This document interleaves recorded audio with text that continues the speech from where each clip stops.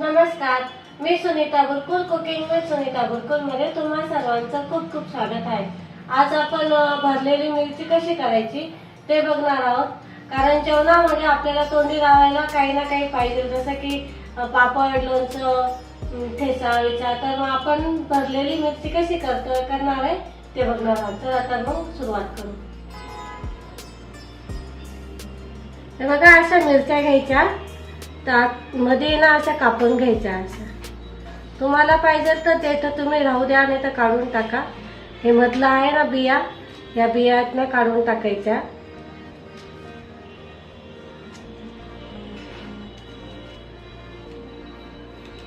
असे सगळे काढून घेऊ आता आपण।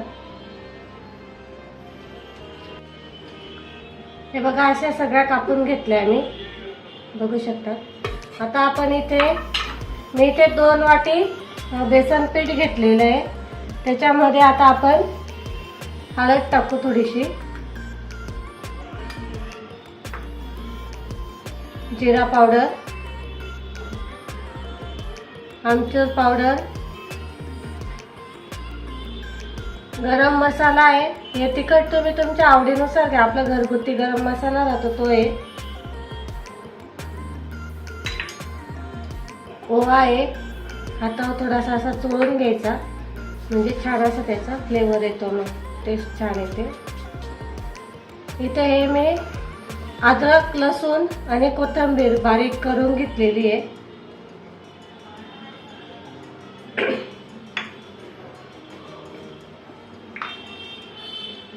हिंग घ्यायचा, थोडासा हिंग आणि चवीनुसार मीठ घ्यायचं। चवीनुसार मीठ घ्यायचं। त्याच्यानंतर आता बऱ्याच वेळेस काय होतं की आपण बेसन पीठ हे पाण्यामध्ये भिजवतो, तर आपल्याला इथे पाण्यामध्ये न भिजवता तेलात भिजवायचं आहे। तेल आणि पाणी दोघं टाकायचं आहे। आता याच्यामध्ये आपण कोथिंबीर टाकून घेऊ।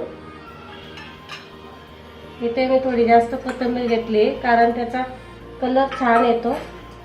तर आधी हे सगळं मिक्स करून घेऊ।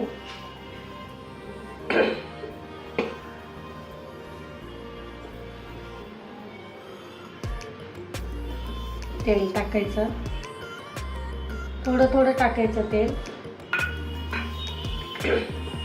तेल आणि पाणी थोडं टाकायचं, जास्त नाही टाकायचं आहे।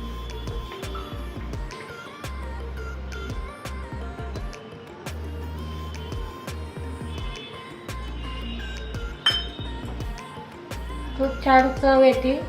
आणि भाजी एखाद्या वेळेस नाही आवडली किंवा भाजीला नसलं तर तुम्ही हे बनवू शकता। ते अचानक पाहुणे जरी आले तरी तुम्ही एकदम सहजली बनवू शकता।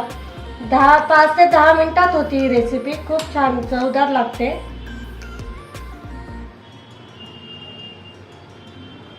थोडंसं पाणी टाकते मी।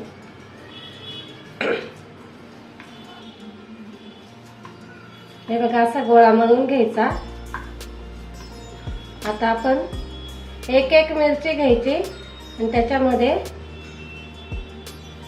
असा पूर्ण भरायचं, ते स्टफिंग पूर्ण आतपर्यंत भरायचं, म्हणजे मग काय की छान लागते मग मिरची।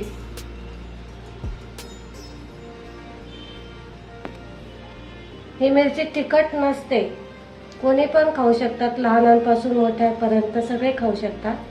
छान लागते, मस्त चवदार लागते।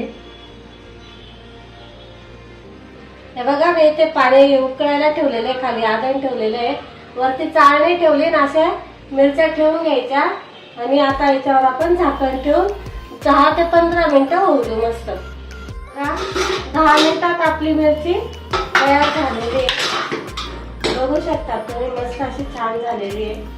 आता हे आपण आहे ना प्लेट मध्ये काढून घेऊ। बघा, मस्त असे छान झाले आहेत। आता हे ओळखायच्या कशा, तर याचा कलर तुम्ही बघू शकता, मिरचीचा चेंज झालेला आहे पूर्ण। आणि हे जे आतमधलं आहे ना भरलेला मसाला, हे बघा असा जमा होतो, गोळा होतो त्याचा, म्हणजे आपलं हे पण शिजलेलं आहे। आता हे सगळं काढून घेऊ आपण.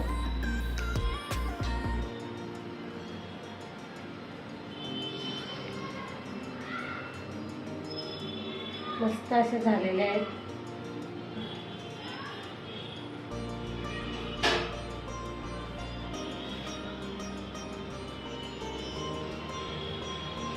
बघा इथे मी तुम्हाला स्टीमर न वापरता मिरच्या कशा बनवायच्या ते आपण इथे बघितल्या. तर तुम्हाला जर आवडल्या असतील तर नक्की ट्राय करा. खूप छान लागतात, टेस्टी आणि झटपट होणारी रेसिपी आहे. अचानक जर पाहुणे आले तर आपल्याला प्रश्न पडतो की काय बनवा, तर झटपट होती आणि तुम्ही कशा सोबतही खाऊ शकता. अगदी डब्यावर सुद्धा नेऊ शकता त्या मिरच्या.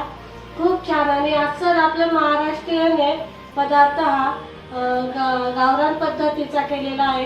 तुम्हाला जर माझे व्हिडिओ जर आवडले असेल तर लाईक करा, शेअर करा आणि जास्तीत जास्त सबस्क्राईब करा. आपण लवकरच भेटू पुढच्या रेसिपीला. तोपर्यंत नमस्कार.